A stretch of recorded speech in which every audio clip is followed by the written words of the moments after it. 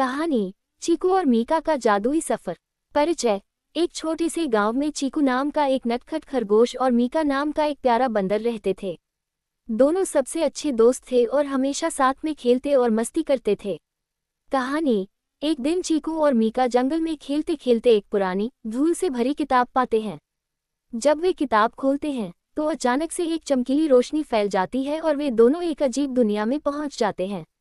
दृश्य 1। जादुई जंगल। ये दुनिया बेहद खूबसूरत और जादुई होती है।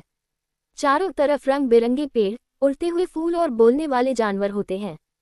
वहाँ की रानी परी रानी लूना चीकू और मीका का स्वागत करती है और बताती है कि इस दुनिया का जादू धीरे धीरे खत्म हो रहा है क्योंकि जादुई मोती खो गया है। दृश्य 2। खोज का सफर। चीकू और मीका मोती की खोज के लिए निकल पड़ते हैं। उन्हें कई कठिनाइयों का सामना करना पड़ता है, लेकिन उनकी दोस्ती और हिम्मत उन्हें आगे बढ़ने में मदद करती है।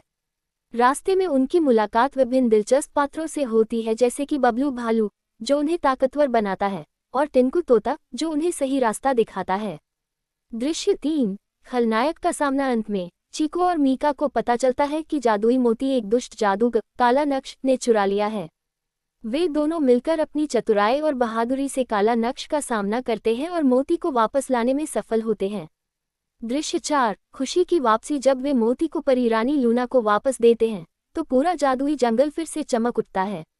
सभी जानवर और पेड़ खुश होकर नाचने लगते हैं। रानी लूना चीकू और मीका को धन्यवाद देती हैं और उन्हें एक जादुई ताबीज देती हैं जिससे वे कभी भी इस जादुई दुनिया में आ जा सकते हैं।